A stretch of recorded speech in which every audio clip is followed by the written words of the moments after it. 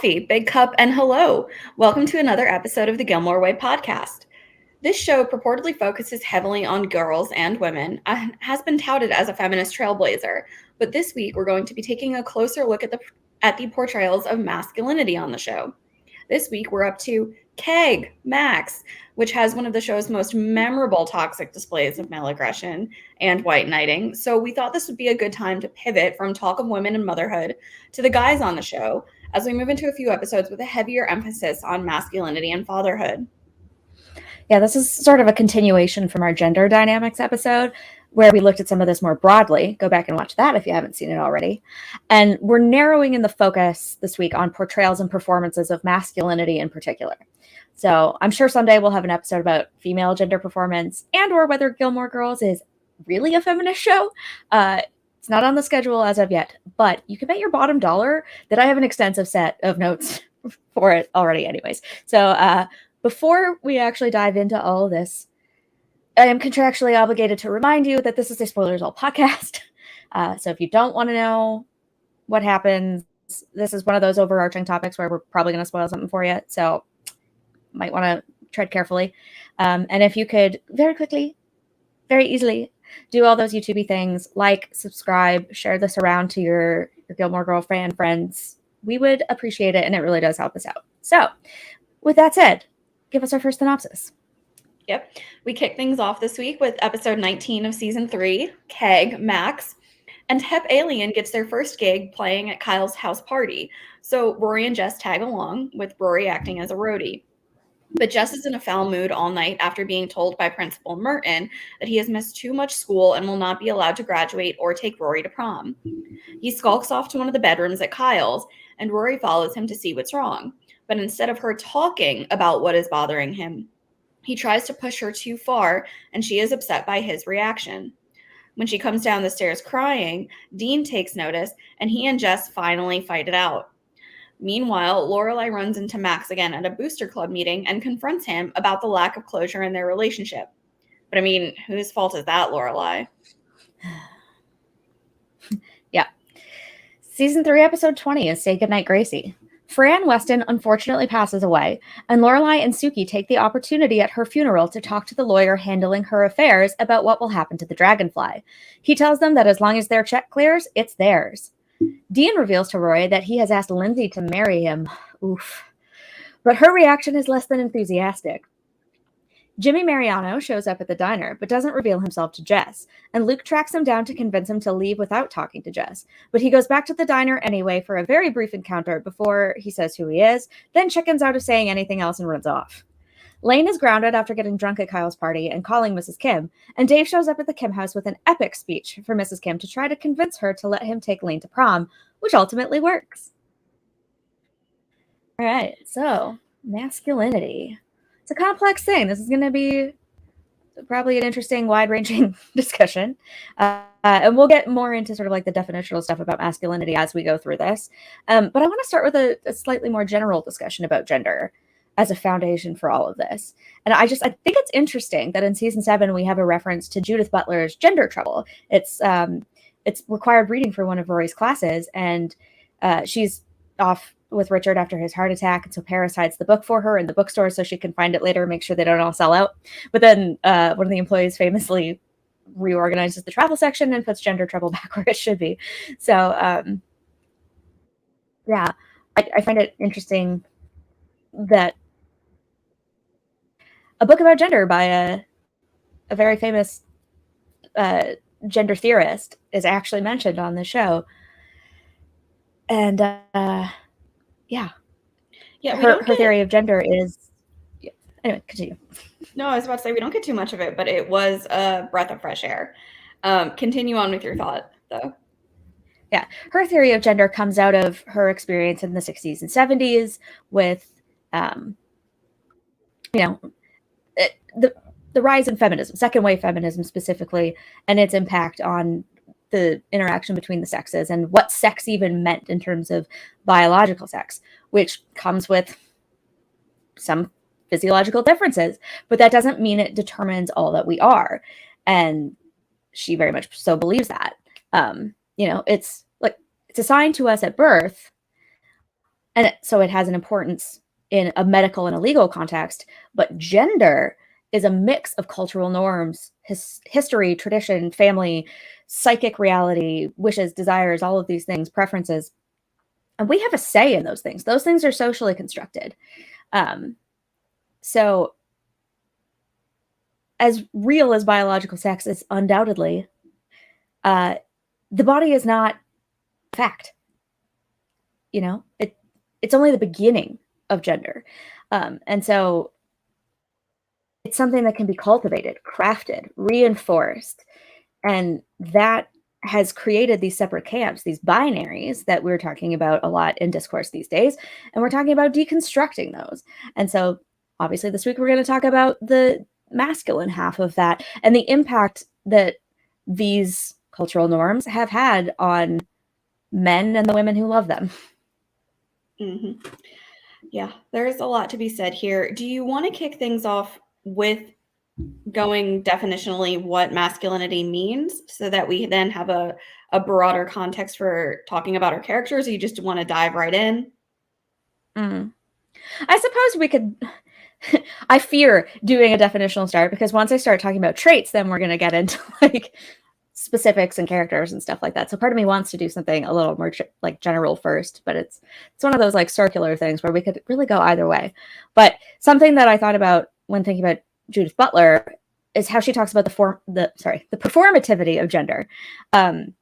So performing is an act that makes something come into being. It's an act that has consequences in the real world. It makes things real. And so we're performing gender all the time. I'm performing it by wearing makeup and having long hair and wearing certain types of clothing and any other number of things. You could look around my apartment and be like, feminine, masculine, like all of these things come together to make up who I am as a person. And there's also an interesting sort of connection with performance as a legal meaning. There are performative utterances, performance of a contract. So these things have very tangible effects in the real world. Performance, despite being fake or something we consider to be sort of fake, not real, it very much is real, and it very much has an impact on us. We watch portrayals of these things on TV, and they influence who we are and what we believe. And so I wanted to ask you, as someone who has a background in theater, how do the characters on Gilmore Girls perform their gender? And more specifically, how do the men do it? Like, is it notably different from how the women do it? I think the women are written better in terms of just being allowed more freedom to explore that spectrum. And I feel like the men are really, a lot of the times, maybe with the exception of Kirk, just written into like a masculinity box. I mean, take a look at Luke. You know, he's just, you know, your average, like tough, you know, self-sufficient guy, no frills, no lace sort of thing. You know, embodiment of what we think, or at least in decades prior, we associate with a man and with those traits. And I even think now to that just horrendous Max Medina comment of, you know, oh, if I saw those people across the side of the street, I'd probably just, you know, walk away so that I'm not associated with them. So there's a very toxic, I think, way that this show has been written, whether it was done inadvertently or not, to kind of put our male characters into that box of just embodying all those traits that we associate with masculinity, but not allowing them to explore the other side of things. I feel like we get that a little bit more with our women. One that comes to mind first and foremost is Lane. And I feel like the whole perhaps going the musician drummer route sort of thing, we might be open to saying like, okay, well, so what? Like, she's a girl who just wants to be a drummer. But I feel like even that sort of like, you know, rock band drummer mindset might have been a trait that's associated with like, oh, that's a guy. But it's like, no, that's Lane's passion. That's what she's doing. She was allowed that creative freedom by the writers. I don't think the men were afforded the same by Amy, by Daniel, by everyone else who was working on this show. And I wish they would have been. I wish we would have seen more characters, maybe like Kirk, who are freer to explore different traits and feminine traits that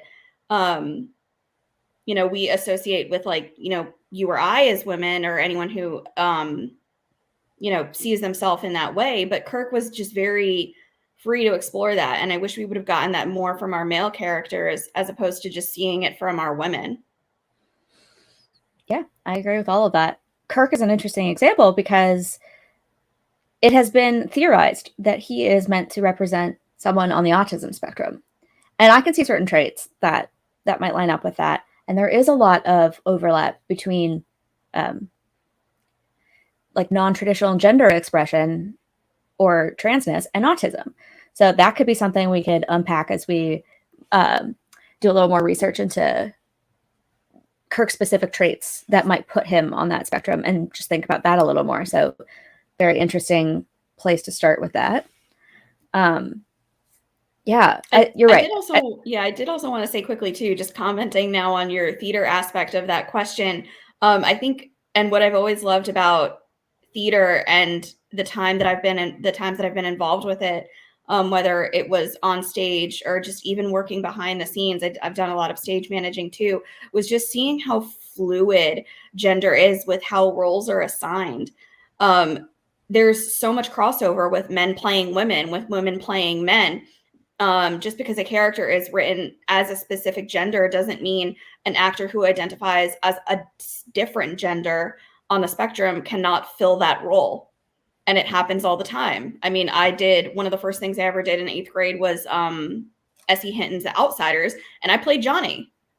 And I was 13, so I can't speak to my level of performance, but my theater director at that point was just like, yeah, just do it. Like, I don't care, that the role's yours. Like, you did a good audition, you had a good monologue. And I think we still see that all the time. And it just makes me really happy to see those opportunities being afforded to someone who's worthy to fill the role, regardless of whether or not they align with the gender as it's written in the production. Yeah, and I think that speaks to the fact that gender is so much constructed, and that we can kind of slip in and out of these portrayals of things. We can experiment, we can be fluid with it. It's not some sort of biological fixture that can't be changed, some final version of ourselves that can never be escaped. It's something where, people who are assigned female at birth can have many masculine traits, and vice versa. I think it's a little too essentialist to be like, well, you're a girl, so you can't play a guy, or you're a guy, so you can't play a girl. I think there's a lot of room to explore that and to allow people to play with it a little bit. I think we should all be a little more playful in that regard. But the other thing that strikes me about performance as it pertains to Gilmore Girls is also, if you think about the backstage kind of stuff, and one of those things is fashion, costuming. We're going to be talking about that as a whole separate topic in a couple of weeks when we get into season 4. But one of the things that I noticed and want to point out as it pertains to this discussion is, like, there's absolutely no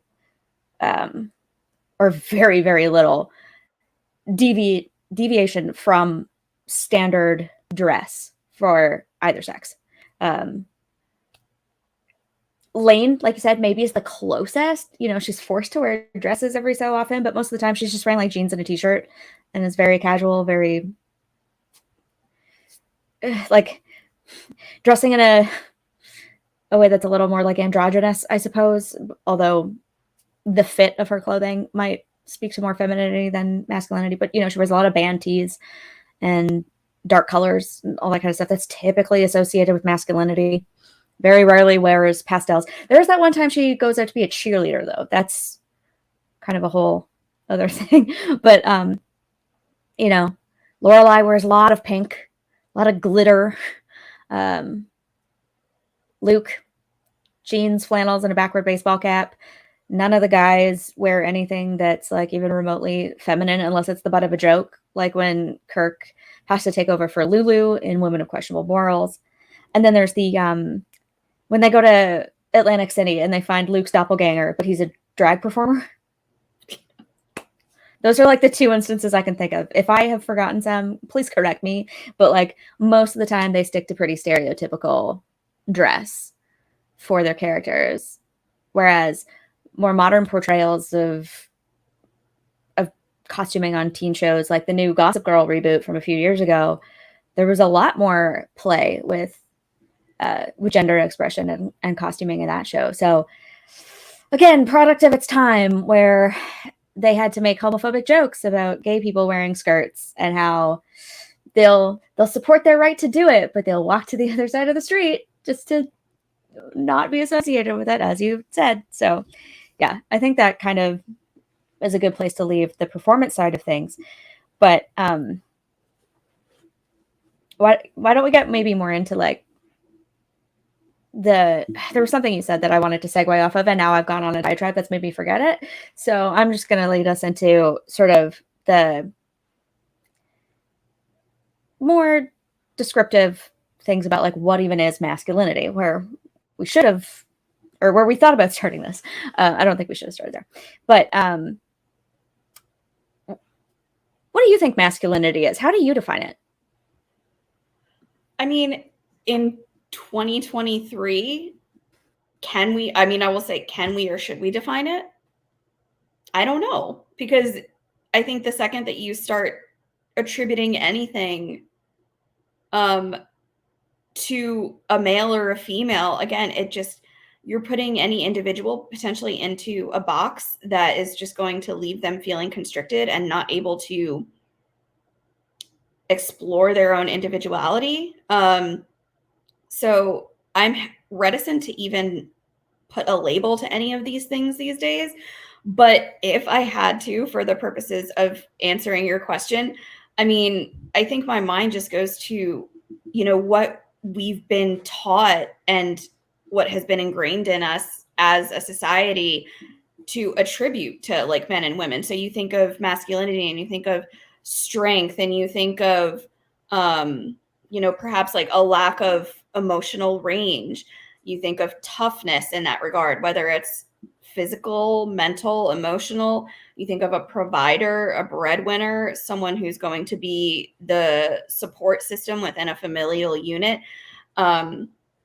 Someone who doesn't flinch at anything, who is just strong-minded, strong-willed, doesn't let anything get them or phase to them, comports themselves in a certain type of way, treats others in a certain type of way based on the gender that has been assigned to them, that society expects them to fall in line with. And I think that's a really important note too within masculinity. It's also defined as, I think, or seen as like there's an expectation that goes along with it in terms of how you are going to treat others. And sometimes maybe that it can even fall into like a really disastrous camp of seeing others as inferiors because you are a male. We'll get to talking about that throughout the course of this episode, I'm sure. But I think on the whole, masculinity has just been attributed to just kind of being like an iron tank of an individual, and not showing any sort of cracks in the finesse whatsoever. Yeah, all of those would be things that I would probably read for myself. And I would also add, sort of as an addendum to the lack of emotionality, is just a commitment to logic and efficiency. As if women can never be logical. Like, we're just driven by emotion. It's, again, kind of goes along with what you're saying. What else? Discipline and authority, Mm-hmm. those kinds of things are typically considered to be masculine, being protectors of others. Yeah. But again, all of these things exist on a spectrum. And like there are good things about them and there are bad things about them. There's a light side and a dark side to the force. And there's also there's some overlap in terms of like there are some masculine traits that could be espoused by femme presenting people. And it's possible. It's possible. Like you can have women acting like men and men acting like women. I use air quotes because it's just kind of a ridiculous concept to me to think that like these things are so strictly gendered. Mm-hmm. And like you could probably even see like masculine or feminine coded versions of each of these things. Like you could look at any one trait and be like, well, this is what you'd think maybe like a masculine presenting person would do, and this is what a feminine presenting person would do. So there's so much range of human expression and experience of these things that you're right, it's really hard to define. And like, should we even bother? Because it just places expectations onto people that are sometimes hard to live up to, as you were alluding to, with sort of this concept of the masculine ideal, which frankly, in our culture, at least here in the West, tall, broad, white, muscular, strong. Basically, think about a base video game avatar, and there's your masculine ideal, which is gross to even say, but that's like the default in society. And if you don't live up to that for any number of reasons, you're less than a man. Yeah, my mind went to weirdly like just Pocahontas and John Smith, and there's your strapping young fellow, or like Gaston from Beauty and the Beast. Yes. But they fit the build of what you just said: strong, strapping, broad, muscular, take no nonsense, sort of thing. And it's just, I think we can both agree, especially probably with Gaston, but we won't get into it. Holy toxicity. So let's not. But my next question that I want to pose, and the thing that I want to talk about now, is how you think our brains factor into like masculinity and femininity and our body chemistry and hormones, because it's a very, it's scientifically proven that those things do factor in. The female brain is different from the male brain.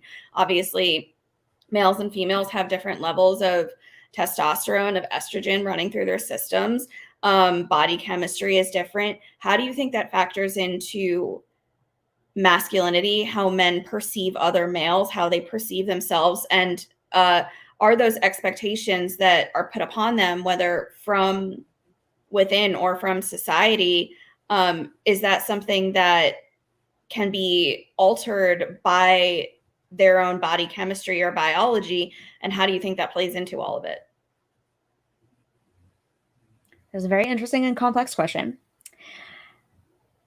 It plays a role in a way, but when you think about it, the brain is a unisex organ. Like the whole pink brain, blue brain thing is largely a myth.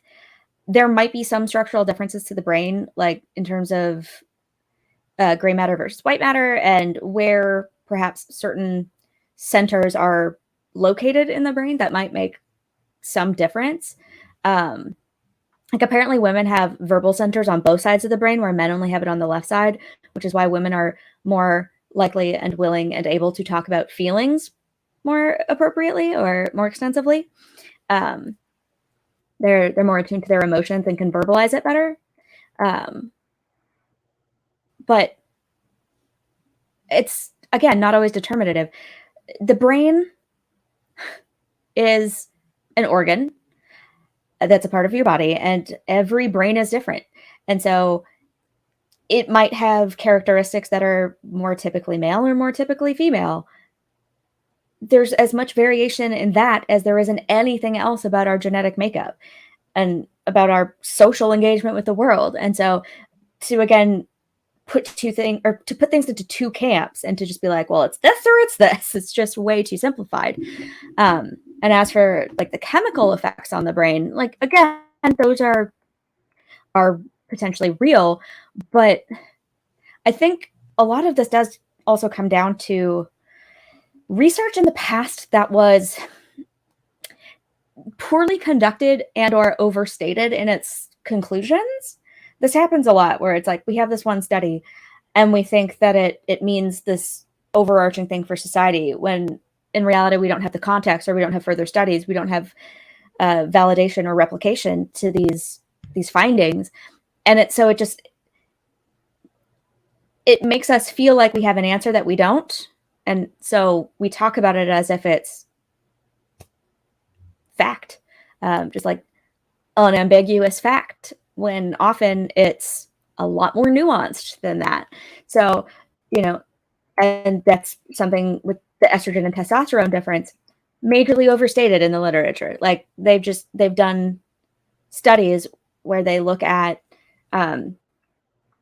differences in those chemical effects, and they're just not universally able to link them to aggression or to promiscuity or anything. Like, it's just not as clear as people like to talk about it as.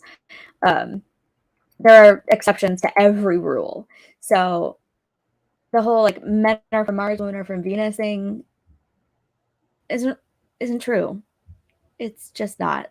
You can, I don't have the expertise or the time to go into a lot of this in depth, but like you can go out there and you can find information that's more current, more relevant, more accurate, with better validation, to just kind of show that it's not necessarily the whole story. The general personality traits, the ones they call the big five: openness, conscientiousness, extroversion, agreeableness, and neuroticism, are like, they're the same. Like men and women are all sort of like, those are the universals. And, we may stereotype each other, but women aren't necessarily found to be like they're not, the traits are not all or nothing. There's no like real differentiation on any of those factors or traits that can be reliably linked to gender. That was like a long and sort of rambling thing. I'm on my third cup of coffee and my brain still doesn't really want to work. So like if I'm fumbling through this, sorry, but it's fairly complex. And again, not a psychologist, not a gender theorist, but it's just, it's there, but it's not as impactful as people like to make it out to be. We are not as different as all of that. We're more alike than we are different. Yeah. And I'm sure we'll circle back to a lot of this when we eventually talk about a lot of the fathers on the show and their specific relationships with their children, if and when we get to talking about more femininity within the show. So whatever we don't say now, we'll get back to. But I do want to lead us into maybe starting to talk about some of our characters specifically and how they embody or don't embody some of these traits and how representative they are of masculinity. So do you have a particular person that you would like to start with? Ooh, let's start with Luke. We've already mentioned him, so why don't we, because he is sort of like the top billed guy on the show. So, yeah. Okay, how about this? Is Luke toxically masculine?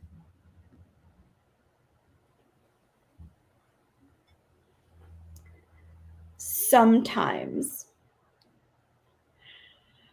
I don't want to say blanket yes, and I don't want to say blanket no, but he does have moments where it's not great, folks. I think it probably stems from his own upbringing. We don't know what his childhood was like. We don't see how he was raised by his father, but just based on his personality and what we do see from him, it seems like, he was raised to have all of the attributes that you attribute to a boy, and then raised to conform to those sorts of expectations. He doesn't seem to personally ever have a desire to fluctuate or experiment within his own life and his own persona. He seems very unwilling to consider that experimentation valid when other people may potentially be doing it. I feel like a lot of times he just looks at Kirk and maybe just inwardly thinks what's with the gay bag? Yeah. And passing just really toxic and horrendous judgments like that on other people, whether he vocalizes it or not. I just feel like if we were to read Luke's mind sometimes, I feel like we would not like what we hear going on there. And I think that he's a nice enough guy that he would never vocalize any of that in a detrimentally harsh or intentional way to hurt another person, but it's problematic enough that you're having those thoughts and those judgments inwardly to begin with, even if you never say them. So I think that might be something that's going on there that he could probably use some work with. But he presents himself as, tough guy man. Like, I run my own business. When I'm not doing that, I like fishing. I like camping. I'm good with money. I keep myself financially stable and afloat. I try to have healthy relationships with women. I think he presents himself in that way because it's important to him to be seen that way by others. But I think it's most important to himself to just identify and see himself in that way. And that's fine if that's how you want to live your life. But I just wish that he would be a little more open-minded when other people might not want to fall into those same norms or follow those same or adhere to those same stereotypes in the way that he does. Mm-hmm. Yeah. He has a little bit of like a mix of characteristics that might be considered traditionally masculine and feminine. And healthy masculinity involves a healthy dose of femininity.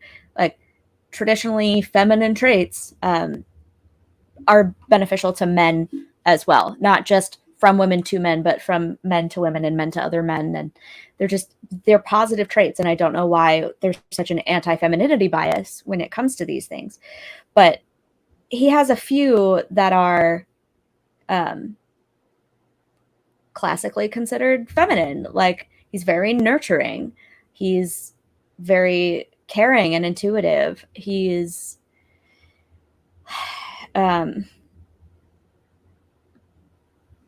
he can be very loving. He can be very gentle when he wants to be.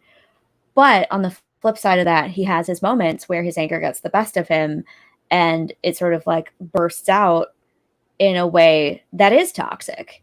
Like the repression of his emotions, his inability to communicate properly, to talk about his feelings. He has to go to a self-help book to even ask Lorelai out. He's not very reflective.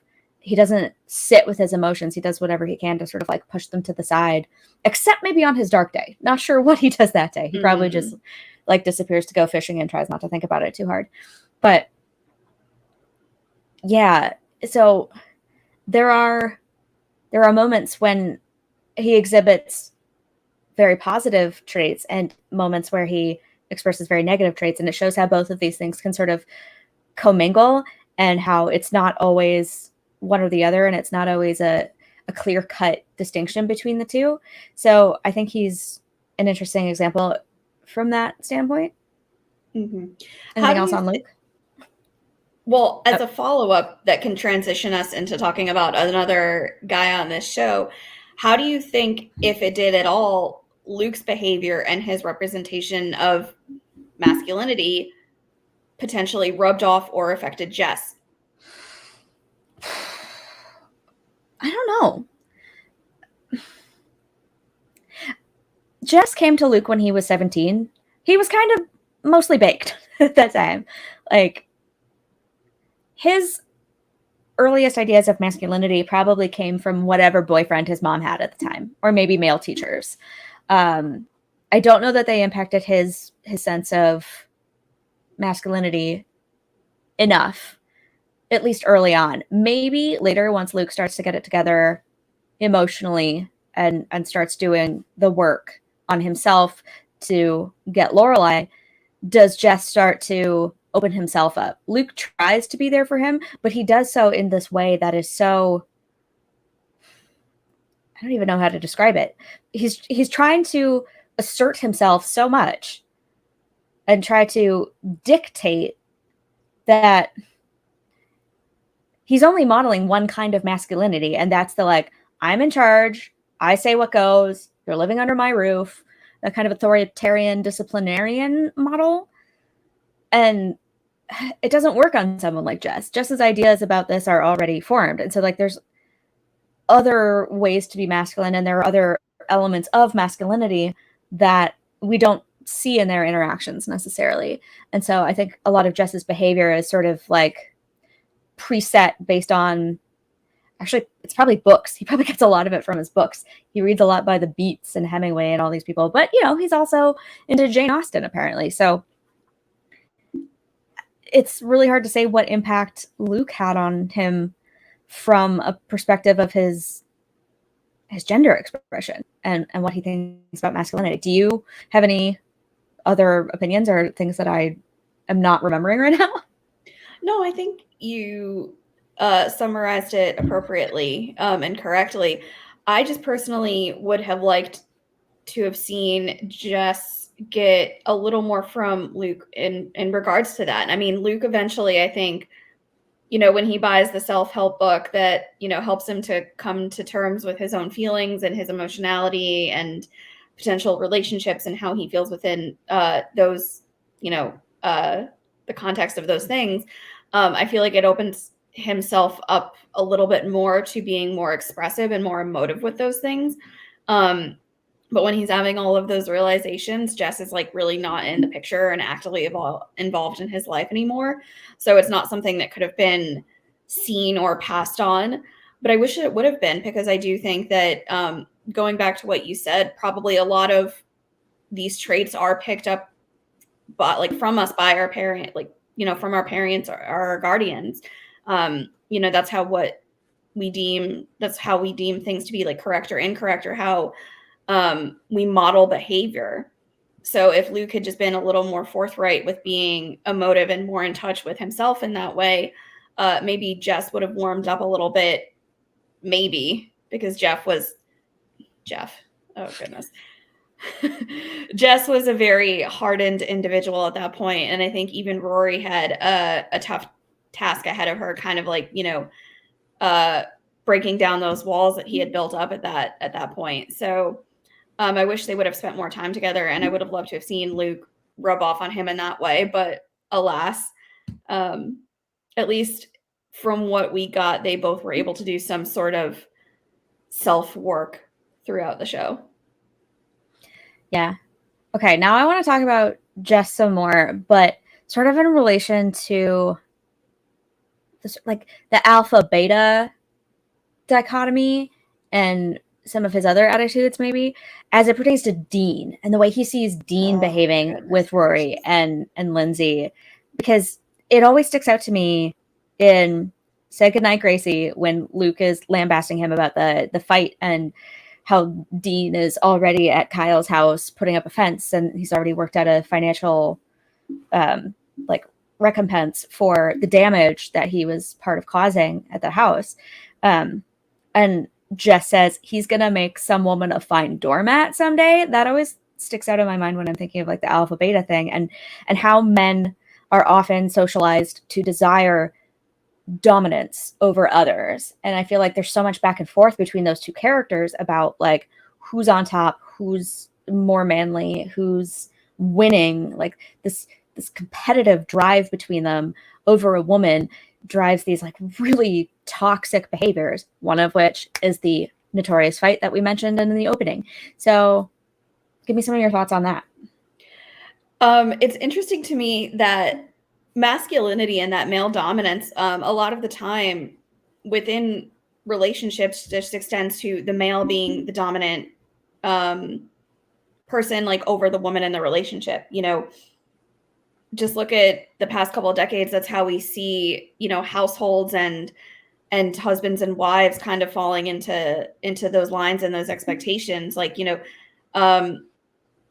the man is the breadwinner, the man wins the pants, like whatever cliche you want to use. That dominance normally extends to, I have authority over my wife, my daughter, any woman in my life. It still is something that, like, if you look at a lot of unfortunately Eastern European and Asian nations, they still have those really just horrible and problematic and sometimes even like deadly notions of how a man should rule over a woman and what he deems to be correct. And how he can instruct her on what she can and cannot do. I don't want to get too much into that because that's just really sad and heartbreaking and just its own thing. But a lot of the times it extends to I have authority and control over this woman. And I think that's kind of where Dean and Jess were coming from, whether they wanted to admit it or knew it about themselves or not. I think they saw Rory sometimes maybe as property, or like she's mine or she was mine. I got her. Yeah. So I think when we see that fight go down in Keg Max, I think it was stemming from that, where Dean was like, at one point, she was mine. And I think maybe for Dean, there's a part of him that still sees Rory as like, she still is, because I'm technically with Lindsay, but like I still have feelings for her. So I still see her as a part of my life. And Jess at that point would have been very firmly in the camp of like, well, she is mine because I'm dating her. Like, I'm the one that's in a relationship with her. What are you doing? But I think they both kind of saw Rory as theirs, and theirs to protect and theirs to fight for. And that's really dangerous, because it's good and I think it's healthy to extend a level of care and compassion for a partner or someone that you're with, in terms of wanting to keep them safe and keep them protected, but you can't resort to that level of physical violence or any physical violence to do it. And that's what we saw happen in that episode. And that's where it becomes really, really just red flags across the board for both Dean and Jess, because Rory is, whether or not she's yours to fight for, so to say, you don't fight for her in that way. That was never the correct way to go about it. Right. I'm disappointed in myself for not grabbing my red flag out before this one. It's like way over there. Because this episode is full of red flags and characters who espouse them. But that's exactly it. The sort of protective factor. Again, protection is good. Protection of children, protection of people who need it, who are vulnerable, whether men, women, children. Good thing. Women do it too. Women are very protective, especially of their children. But it gets to be a problem when we get to the white knighting, which can also have deadly consequences. I'm thinking of the recent trial of Travis Rudolph, who was accused of first degree. Not really sure how the YouTube algorithm will deal with this, but like first degree murder in the state of Florida, for shooting someone who arrived at his house. Well, okay, here's kind of what happened. So there was like a fight between him and his partner, his girlfriend. He kind of denies that they were dating properly, but she was technically still married. She was separated from her husband, and his family didn't know about it at first. So that's a bit of a gray area. But she texted her brother being like, come handle this, basically. And she sort of incited this. So the brother gets 3 of his friends, and they show up at his house at midnight, knocking on the door aggressively. There's an altercation. There are allegations, like at least one of them had a gun, if not more of them. And so I think it was the brother brought his gun, and he said when he was on the stand that he did that because he wanted to be a man. Horrifying. So he shows up at midnight to this dude's house with a gun, expecting this to go well. And then one of his friends gets shot and passes away. And then they have to go through this whole trial, and all of this comes out. And Rudolph was actually found not guilty because of the self-defense aspect of this whole thing.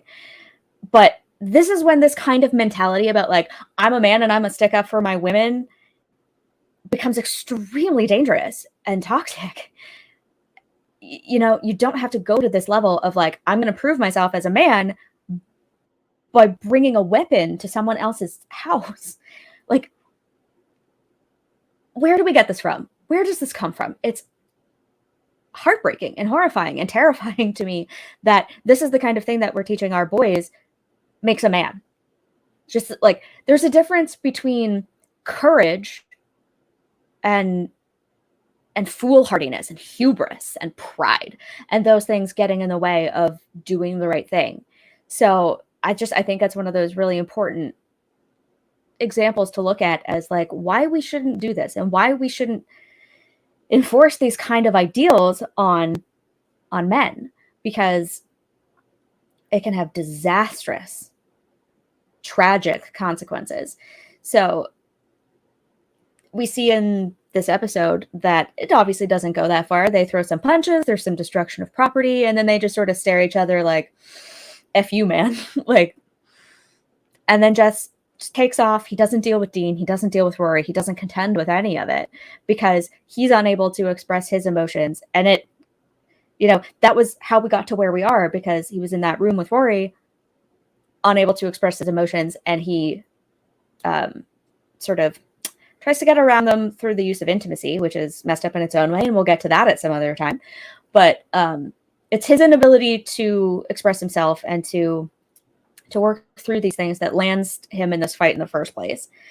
And he's lucky he didn't get arrested for assault, and Dean too, for that matter. Like, oh boy. Like, yeah. Any more on that? No, I think about what you said, like, where does it come from? I think history, like, has not done us any favors in this regard. I mean, you go back to, the early centuries, who's going to war? The men are. What are the women doing? Staying home. Are they contributing? Nope. Just, send the men off to war. Look at, like, even in, the early, like, age of, like, Greek and Roman history, like, they were sending boys off to war from the age of 5, from the age of 7 to go fight.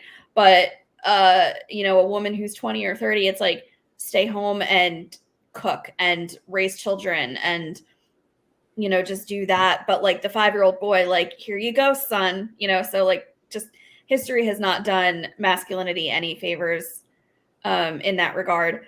But then going forward to, like, this fight in Keg Max, you're right, it was good. I think if you want to try and find a silver lining, that it did only amount to, like, punches thrown, because it could have escalated into something a lot more dangerous, a lot more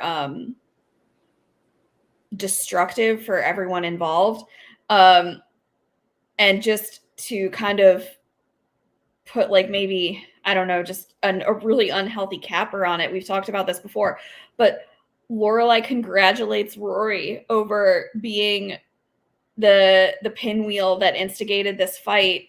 And I just cringe every single time, because you're teaching your daughter that that's okay, that, like, oh, the men were fighting over you and it got violent because they both, for whatever reason, were trying to assert their dominance over you through that act of violence. Like, you're my hero. I can't. Oh, yes. Yep. Nailed it. Absolutely. Still on the topic of Dean, why don't we talk about that damn Donna Reed and sort of his other ideas about gender norms and masculinity in that episode? I feel like it's just a word that we use so often now, but just, like, again, like, wholly problematic. He seems to have no qualms about not, like, he was raised in a certain household, and in a household that orchestrated and conducted things a certain way. So he had to, like, live by those codes and those ethics that his parents were instilling in him. But then to want to perpetuate that into his own life going forward with a potential partner or with a potential spouse down the line, and effectively him saying, like, I don't see an issue here. Like, what is the problem with just, a man wanting to come home to, like, a woman who looks pretty and has dinner waiting on the table, who already has the kids, fed and dressed and ready for bed? What's the problem? That sounds nice. And it's excellent that Rory and Lorelai are both just like, you don't see what's wrong with that in quite a few different ways. I don't love how Rory necessarily went about it in terms of trying to get him to combat those notions, because I feel like she was just showing him what he wanted to see without really flagrantly making him notice what's wrong with it. Like, he probably went into that being like, oh yeah, see, like, Rory, you look pretty. You made me a steak and potatoes. Like, this is great. Like, this is exactly what I want. Without really highlighting why that's not necessarily great, why that's never going to allow for equality within a household and division of responsibilities and expectations. But it's just really tragic, I think, that Dean is not even willing to see the other side of things and recognize why that household and potentially facilitating and running a household in that way in his own life going forward is not going to be healthy. And I think he tries to do it with Lindsay, and Lindsay kind of just falls into that camp of just, yeah, like, I'll be that wife. I'll be the wife that stays home all day, that doesn't work, that just cleans and cooks to the best of her abilities, which was not great. But I think that's one of the reasons, amongst so many others, potentially why their marriage fell apart, because they just had those expectations that just allowed for a real division in terms of who's doing what, who's pulling the weight, who's happy, who's not. And it just led to the dissolution of their marriage. Again, it wasn't the only reason, but I think it did factor in greatly. Yeah, Dean viewed it as sort of like a default, I guess, because it's what he grew up with knowing. And I think that is a huge part of sort of the perpetuation of this. As I mentioned earlier, these things are constructed and enforced, by people who benefit from this hegemonic patriarchy of cis hetero couples with 2.5 kids and reproducing that as the social model that we live under. So he starts to see the stark reality of that when he lives with Lindsay, and how oppression and repression of our desires and our true selves can bubble to the surface in unfortunate ways, and how these constructs are just really limiting, and it doesn't allow us to bring our full selves to our relationships all the time. And I think there was there was a lack of maturity, obviously, but there was also a lack of emotion, I guess, in this. And like Dean seems to have repressed his emotions a lot. I think he didn't know how to contend with them. He didn't know how to talk about them or whatever. Because, if he had been able to discuss these things with a therapist, a couples counselor, his family, Lindsay, maybe they could have worked through some of their emotional hurdles. But instead, he rushed to propose. They rushed to get married. He was like, this is just how it's done. And I'm going to be a big, strong man. I'm going to work 3 jobs. I'm going to support her, and I'm not going to complain about it. Yep. And this is why the system sucks. Agreed. Couldn't have said it better myself. I do want to transition us to a different character now, who I feel like we don't always get to talk about a lot, but I think he definitely has his place largely within this conversation this week. So I do want to move us to him. Jackson. Ooh. Yeah. There are other people that I do want to talk about too, but I really want to get to Jackson and give him time this week, because we don't get to talk about him a lot. But I feel like within the context of this conversation this week and talking about masculinity, that there's quite a bit that can be said about him. So talk to me about how you see his marriage with Suki. Do you think it is healthy? Do you think he's modeling masculinity well? Do you think he's in touch with his feminine side as much as he should be? Talk to me about what you see in him as a person and as a husband. I mean, I feel like the masculinity thing and the marriage thing are 2 separate issues with Jackson. He and Suki do have one of the better relationships on the show, but it is absolutely far from perfect. There are so many moments where they fail each other. I don't really necessarily think they have anything to do with sexuality or gender, though. So I'm going to kind of skip over those, and we'll probably deal with their relationship at some future date when we talk about their characters a little more. But when it comes to his expressions of masculinity, he's healthier than a lot of the other characters, but he also obviously still has his issues. Like in the beginning of season 3, when Suki wants to redecorate the house to be more masculine, she's like, my house is pink and there's flowers everywhere and the curtains have ruffles. And he's like, I'm okay with the color and I like the curtains. I'm a produce guy. I like flowers. And it's like, well, how can you like ruffles? Because I'm very, very gay. So stereotyping a little bit, both towards Jackson and Jackson towards society. A little bit on that one. Although, like, he does say it in a mocking tone that indicates his derision of the concept in the first place. And then once Suki does the whole like masculine redecoration, he's like, this is terrifying. Like, this isn't what I wanted. I don't know what you were thinking with this.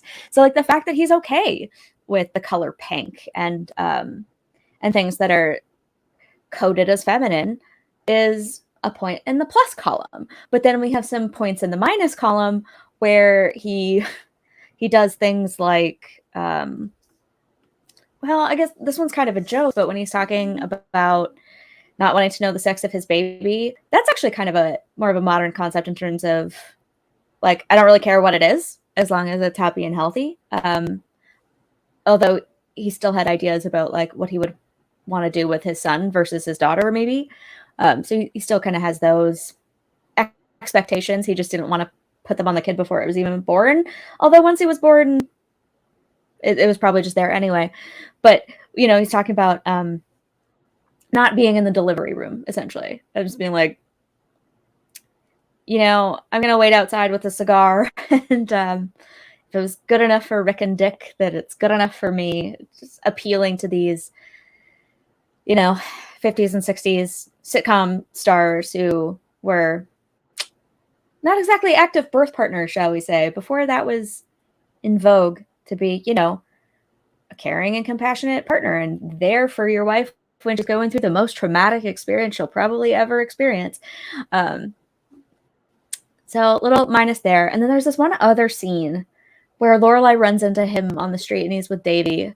And she's like, oh, what are you guys up to? And he's like, oh, we're having a little Daddy Davy night. And he says something along the lines of, come on, son, it's time to get you laid. And this is like a 1-year-old. So again, with the reinforcement of the gender norms early and the acceptance of male promiscuity and the sexualization of young boys, not the best, not his finest moment. So he definitely has his moments of leaning into it a little too much, but he's an active father. He's gentle. Anytime he tries to express any kind of aggression, he's mocked for it. Like it's part of the gag where it's just like, you're not actually intimidating. You're trying to fulfill this masculine intimidation factor, but you're not hitting it. You're not getting there. He's sensitive. He's sweet. He's also a gentle character most of the time. He does have some aspects of the healthy masculinity, but then at the for the sake of a joke, he leans into some of these other more harmful stereotypes as well. So he's one of those ones that is better than a lot of the others, but still not very good. Mm-hmm. Yeah. I don't have much more to say on Jackson. I was going to hope that you brought up the whole Daddy Davy night thing, because that stands out to me as just like one of the worst things that I think he ever did or said. I think you did summarize him well in terms of the masculinity aspect of things. I do down the line want to talk more about him as a partner to Suki and their marriage and that, but that will be its own separate conversation when we get to that. So unless you have anything else to say about Jackson, I think you summed him up well, and we can move on to another male individual in the show. Yeah, I have a place I want to take this if you're cool. Yep, go for it. I really want to talk about Michelle. Another character we don't get to talk about all that much. But again, he kind of stands apart from some of the other characters on the show in terms of his portrayal as French. What do you think about the fact that they sort of like play into that almost metrosexuality concept from the 90s and 2000s? being like, oh, he's European. That's just how Europeans are. But it's sort of there to mask the fact that he's kind of coded as gay or bisexual, possibly. What are your thoughts? Yeah, I mean, I'd have to look into it a little bit more, but maybe that's just it. Like maybe in the 90s or the early aughts, like maybe Europeans just were more in touch with their sexuality and that nature of themselves, and they were more open to people coming out of the closet and being expressive in that way than we necessarily were here in America. I think probably even in Canada, you guys have always done largely much better with it than we have. I won't go there. We're just not great sometimes. But maybe they just were more in touch and in line with that and more open and accepting to it. So it was just Michelle feeling like, I feel free enough to express myself in this way and let other people see that about me. And I'm glad that he did. I love those moments where, Lorelai's ready to fire Frank, for example. And he's like, oh, but you can't because like he saves dogs. And like, we can't because we just, need to allow him to continue to do that. And it's just like, just one example of like in touch with your emotions. That's great. I love to see it. When his own dog passes and he insists that, my heart will go on be played at, the doggy funeral. Like this man was in touch with himself and his emotions and his own personality in a very healthy way that I think we never really got from any of the other men on the show. And it's a breath of fresh air. And it just makes Michelle someone who I feel like if you're someone who identifies in the same way that he did, that you can look and see a character like him on screen and maybe feel a little bit more confident in being expressive of that yourself. And I think that's so important because I think there is a lot to be said for the characters and the people these days that we see in television and on movies, encouraging us to open up more about who we are and maybe be a little bit less closeted in our own lives and more open with our family and our friends and the people in our lives. So I love that he was always comfortable to express himself in that way. His fashion and his style, like, and his dress game was just like always on point. He always looked super fly to me, at least. But he just, I feel like, and that's another thing, like he dressed himself and he groomed himself well in a way that I don't think, we necessarily saw from anyone else. Like, I mean, Logan might have come close just in terms of looking professional and business-like, but I feel like Michelle was doing it not only from that, but just because like he just internally felt comfortable in those types of clothes and in those types of outfits. And I, give me a Revival 2.0 and let me see more of it and let me see who Michelle is now that I think he's had years to truly figure out who he himself is. So I love that character and what we see from him and his expression. Yeah, I mean, as it pertains to the Revival, once they moved to Netflix, they were able to have him actually come out and to be in a relationship with a man, which goes to the fact that his sexuality was downplayed or removed entirely thanks to the network restrictions at the time, which is BS, frankly.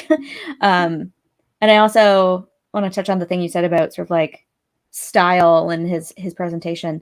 I find it odd that we equate like self-care and style with femininity when, we all got to dress apparently because it's generally frowned upon to go around naked. But yeah, I find it interesting that like those are sort of coded as feminine and ascribed to women and gay men instead of being like anyone can play with style. Style is not just limited by your sex at birth. And I'm loving seeing some of these different expressions from influencers and from TV personalities. Like, who I friggin' love? Jonathan Van Ness. Like, icon. Love it. But as it pertains to Michelle, I also do want to push back a little bit on the whole, like, in touch with his emotions thing. Like, everyone loves puppies. Everyone would have that reaction when they find out that Frank raises chow puppies, and everyone would be sad when their dog dies. I don't know that equates with him actually being in touch with his emotions, because most of the time we just see him as being a little bit, like, sarcastic and whatever. Like, I don't know that he gets enough characterization to truly say that he's emotionally evolved in comparison to the other guys. But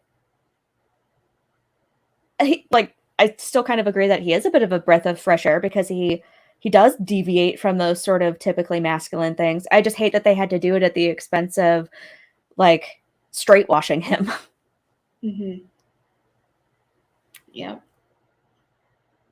I'm thinking of someone who counters him fairly significantly that I also want to talk about, but I don't want to move on from Michelle too quickly. If you have anything else about him you want to say.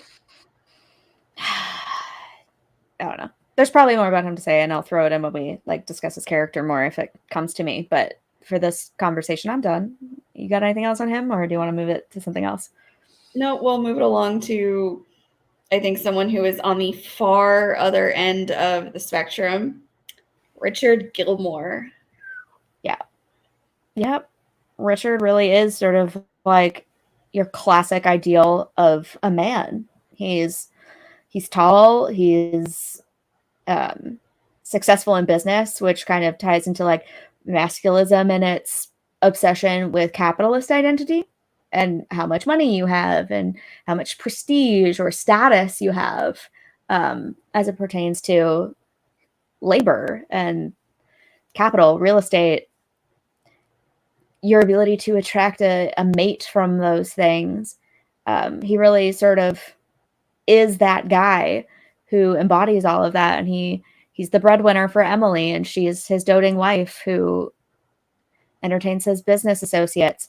So yeah, he's right up there with those typical masculine guys.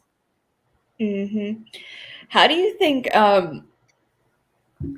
he handled, like, his own level of masculinity within his marriage? Do you think it ever disastrously affected how he treated Emily or how he saw her? Disastrously, no, because obviously we know that they were married for like 50 years. So either Emily was so brainwashed that she couldn't see it, or it wasn't really an issue all of the time. But there were definitely some instances where I saw him being condescending towards her, as if she didn't know what she was talking about, because, she's the wife and he's the husband, and he's the one who understands business and money and all of these things. Like in that damned Donna Reed, when they're trying to get that house on Martha's Vineyard, and he's like, Emily, this is a business transaction, and like any other business transaction where, like, money changes hands, like, ugh, could you be any more condescending? Stuff like that. Like, there are moments where he acts like she has no clue what she's doing, and, like, he's in control and he is the dominant one. He gets to make all the decisions. So I don't know, but Emily just sort of sat back and took it. So she had some messed up ideas about her feminine role as well, and I'm sure we'll talk about that when it comes to feminine performativity and feminism. But I don't know. I'm more interested in his sort of, like, his capitalist identity, like the fact that he was a 10-year-old kid dreaming of putting on a suit every day and going to work and traveling and going to the La Scala Opera. Like, where did those ideas come from? I wonder. Your own father? Yeah. And just, if we have to date him, he was obviously probably growing up in, oh geez, it would have been The 50s. The 40s. I was going to say the 50s, where, that familial unit is still in place, where, like, the man goes to work, the wife or the woman stays at home and, raises the kids, and there's that sole provider. I don't really think we saw any sort of significant breakaway from that until the 60s. So Richard was very much, and at least the 60s in the United States, can't speak for, that across the board. I think other countries were doing better much sooner. But he grew up in that household where that's probably what he saw modeled. So therefore he just aspired to it himself. And that's where it can be really dangerous to have your children just so directly seeing what you do, and even when that behavior and those decisions and that life path is not healthy, but they still want to model it because they aspire to want to be, you know, like their parents. It's not always great. It's not always something that should be aspirational, but he probably just didn't know any better or was never shown anything different. So of course that's what he's just going to make his own life out to be when he becomes an adult, and he did. Yeah. And we'll talk more about fatherhood and sort of fatherly role models, even if they're not biological ones, next week. But I think, again, what interests me about Richard is kind of what he says about the equation between money and power when it comes to masculinity, because women were kept out of the labor market for the longest time. They were assumed to be mentally and physiologically inferior to men. And so they were like, it was said that they were like unfit for labor, which we obviously know now is not true. So that kept power in the hands of men for a long time because they were the ones who controlled money. And now we have, sort of modern day versions of this in guys like Andrew Tate, where it's like, money equals status and status equals power. You have to be a high value man. High, indicating a hierarchy. Value, whose values? And like, what is value? Are you talking monetary value? Because that's not the only thing that people value. And then man, all of these toxic ideas about what masculine traits are in terms of aggression, dominance, sexuality, logic, all of these things that are perverted in this toxic worldview of like the manosphere echo chamber. And so I think it's interesting to look at money and power and class and how those ideas shape what we think about masculinity as well, because apparently gender is a lot more rigidly upheld in middle class households that have lower amounts of cultural capital. So people who are less wealthy and less educated. Those are like some of the big ones. The like most male feminist allies come from upper class, educated, liberal households. And so Richard was definitely upper class and educated, but it was certainly not liberal. So these the ideas of gender politics and money and how you grew up, the kind of role models you had, it all comes together and plays a really interesting part in how you define how you present to the world and like what you are, who you are, and how you relate to others, including members of the opposite sex. And we might even be able to get into that more when we talk about classism. I feel like it's kind of a huge point that we could talk at length about, but we're already running kind of long and there's still more I want to talk about. So I'm going to cut myself off there. But do you have anything else on that? No, again, we do have, just going off of what you said, we have more episodes down the line about some of those other topics that I feel like a lot of what we don't get to now will just be rehashed and brought up again then. So we could talk about them now, but we're not going to have a 4-hour episode. So let's move on to what you would like to talk about next, which I feel like I know, but I mean, there are more characters on the show that we could talk about. Like I made a whole list of, guys on the show, and a lot of them are just kind of toxically masculine. So Luke, Jess, Dean, Chris, Logan, Jason, the Life and Death Brigade guys, Marty, Taylor, Zach, Tristan, TJ. Like, actually, believe it or not, TJ is probably one of the more like healthy portrayals of masculinity. And I think one of the worst up there with Luke is Zach. Those are kind of like two that stand out to me. And we'll probably get into their characters more at a later date. but just, there are characters who are arrogant and domineering and sexist, homophobic, all of these things, racist, race and gender. That's a whole other can of worms. Oh boy. Mm-hmm. But the show doesn't have a lot of diversity, so we don't actually see a lot of that. Yep. Just sliding right over that one. We'll get there. We'll get there. So yeah, like I feel like the discussion would be incomplete without mentioning some of those names and acknowledging that most of them have some aspect of toxicity that comes out of these ideas and expectations of what a man should be, and the difference in standards between men and women, like what we're held to. Like Logan, he's got his moments. I don't think he's the worst of them, but I think his father has some issues, and just the idea that Logan has to take over the family business and their family status and legacy is more important than his own happiness, right? Stuff like that. I think it speaks to the fact that we hold men and women to different ideals and we treat them differently, which I hate, but you see it all the time in the show and in the real world. So there's that. Indeed. Oh, yeah. But the show, the good thing about the show is that it's less anti-feminine than a lot of other pieces of media that we saw at the time.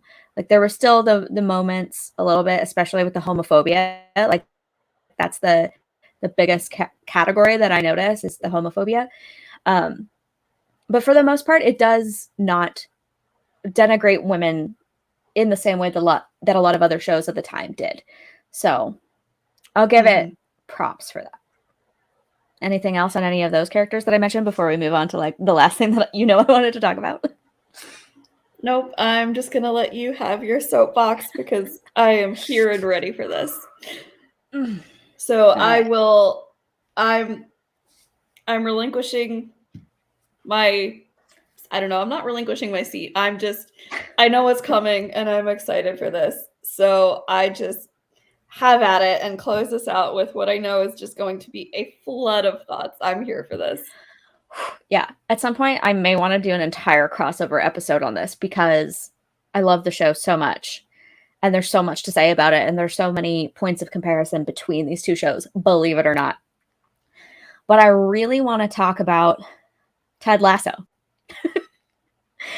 You have not seen the whole show. And some of our adoring audience may not have seen the whole show as well. So I will try to keep spoilers to a minimum. I want you to experience its brilliance in full.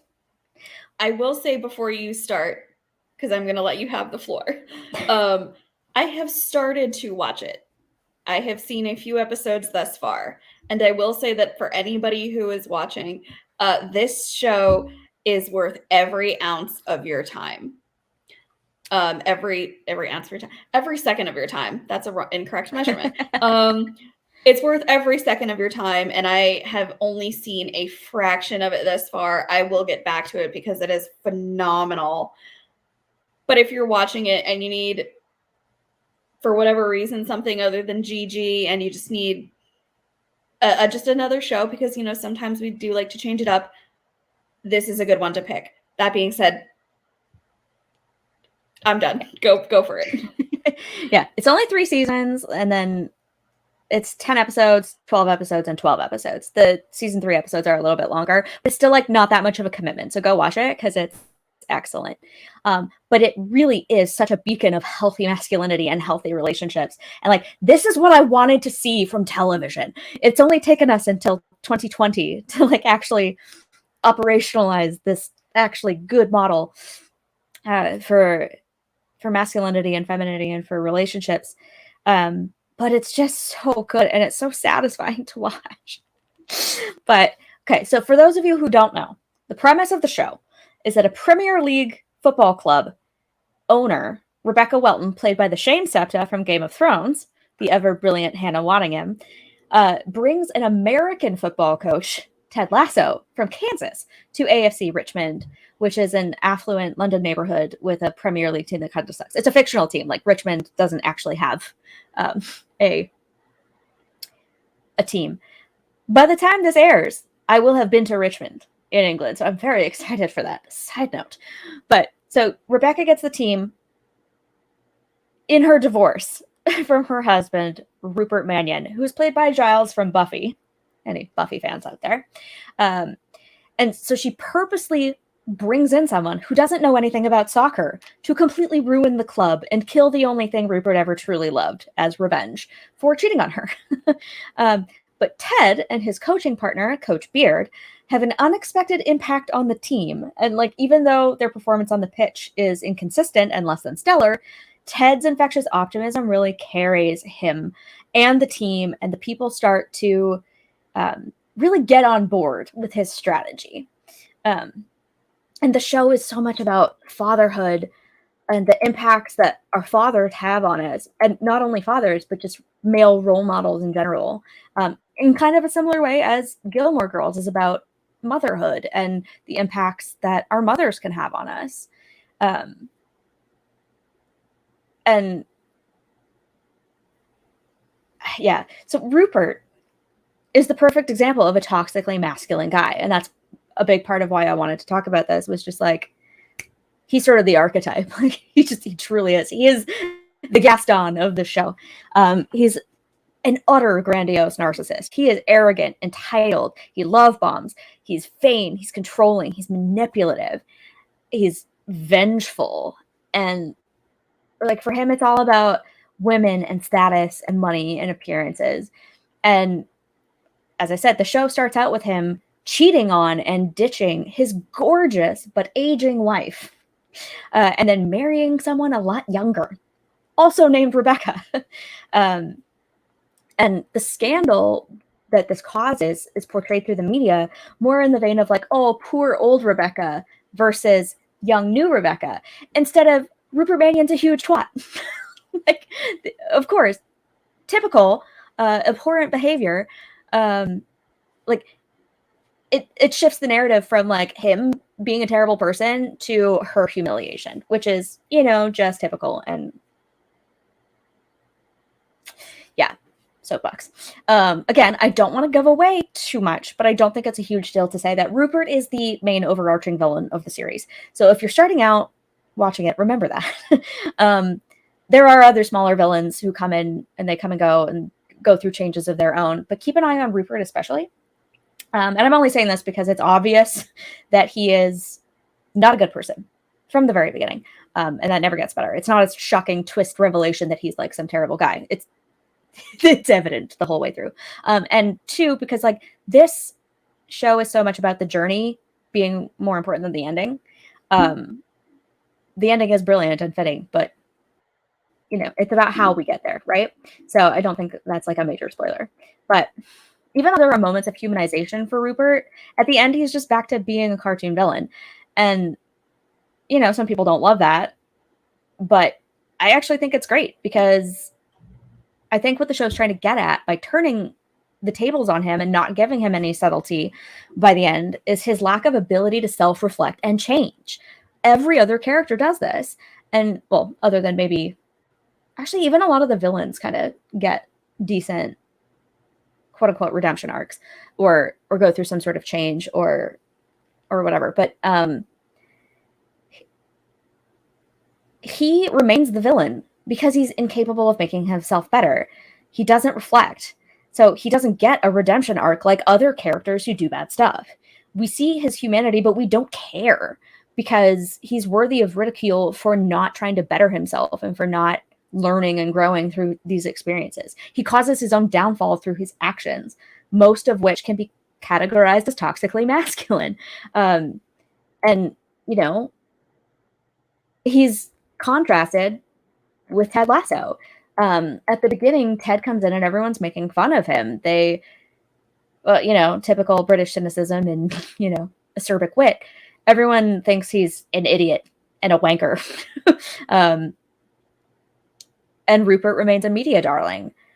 But by the end, he's finally exposed for what he really is, while Ted earns respect and admiration and adoration even. and so many other characters go through transformations of their own. I don't want to say too much, but I end up loving Rebecca and even Jamie Tart. Like, watch the first couple episodes and you'll be like, this guy sucks. Like, I hate this guy. Stay tuned. And what I love about Ted is that he isn't toxic. So many of his values and attitudes and behaviors are positive, and he almost falls more into toxic positivity than toxic masculinity. And it's his partial inability to address some of his darkest emotions that cause most of his psychological distress and his mental health struggles across the series. But it's refreshing to even see a show talking about men's mental health, especially in sport, where there's a huge culture of bullying people for talking about anything like that. There's even a team psychologist who comes in and really helps everyone come to grips with their unique emotional hangups. And it's when Ted can finally express and communicate his righteous anger without violence that he begins to clear through his biggest emotional stumbling blocks. Not that he was like violent or anything, but even when he does express anger, he uses his words. He never tries to become intimidating or aggressive. That's not what he does. It's not what he's about. He prefers to express himself and demand better from the people around him. And when people are angry with him, he's just like, what did I do wrong? What can I learn from this? He's never defensive. He doesn't try to manipulate. He's just there to listen and learn and grow and work through things. But, we learn that his sort of like sunny demeanor comes from kind of a dark place. Again, I'm not going to give any specifics, but, the constant positivity he espouses in reaction to that, it wears on him. And his inability to express some of these darker emotions takes a toll on him in his relationships. But seeking help helps him work through that. It doesn't change who he is. Like, he's an eternal optimist who always has his eye on the prize. Like, he knows what the most important things in life are, and he sticks to that. But it's his ability to recognize when life isn't all sunshine and roses that he starts to overcome his own flaws and his own hangups. And what I love about the show is that it rewards people for doing the right thing and doing the self-reflection, the emotional work to be better people. It encourages forgiveness and being the bigger person. And it doesn't punish characters for becoming emotionally vulnerable. In fact, it rewards them with strong relationships and personal successes, because that's how it works in real life. Like, when you're a good person, you attract good people. And that's exactly what happens in the show. And The Lasso Way is all about helping the guys be the best versions of themselves, regardless of where the team is sitting on the Premier League table. It's not about winning or losing. It's about who these guys are becoming. His background is in college football, and so he's working with a lot of young people, and he's trying to shape them to be the best versions of themselves. So I love the show for like showing guys holding each other accountable when their behavior is inappropriate or sexist. It shows men, friends, teammates, coworkers, fathers and sons being real and honest with each other and building each other up when they're down, instead of trying to assert their dominance through aggression or violence. And the characters who do that are usually punished, and the behavior is definitely portrayed in a way to let you know that it's wrong and that there's a better way to do something. And it actually shows you what that way is. And like, it's just brilliant. And I would love to do some character comparisons down the line between guys like Jamie and Roy and Dean and Jess and Luke, because there's a lot of crossover with some of these guys. And, there's some romantic competition, and there's, trying to one up each other. There's pissing contests, so to speak. And Gilmore Girls plays those things for drama and tension, but Ted Lasso actually shows them like working through it. And I really would love to spend more time digging into them. Like, we're at just about 90 minutes here, so like not now, but in the future, I would love to do like a full discussion on that. But it shows people dealing with their like daddy issues in a way that doesn't, usually that term is associated with women who have absent or neglectful fathers who are promiscuous, and that's a whole problem unto itself, but this one actually shows sort of like how we interact with our male role models and how that can be for good or ill. Ted kind of steps into a fatherly role for so many characters, and it really benefits them in the end. So it recognizes how emotional availability can actually empower people, and it shows a realistic depiction of all the ways that like men can be both, you know, sort of the male ideal, but also sensitive. Like Roy Kent is a perfect example of that. And even Jamie by the end, like really gets a bit of an emotional arc that is very touching. So instead of leaning into the drama and the entertainment value of like big blow up conflicts, it shows us more constructive ways to deal with things. It takes a more empathetic, mature, and healthy approach than anything I've ever witnessed. And it's engaging because you don't expect it. And I love that. So, but the reason I wanted to talk about it is just because it tries to do a lot of the same things as Gilmore Girls, but just does it a lot better. I think Gilmore, I mean, they were working with some limitations and the attitudes at the time were very different than they are now. But I think that Ted Lasso is one of those dramedies that really comes in and shows how to do things right, whereas Gilmore Girls leans into some harmful stereotypes and doesn't push the envelope enough. You know, it's too late now. It's too late now. But I think that watching shows like Ted Lasso has really colored my opinion of some of the people on the show. And I just thought it was a really interesting comparison because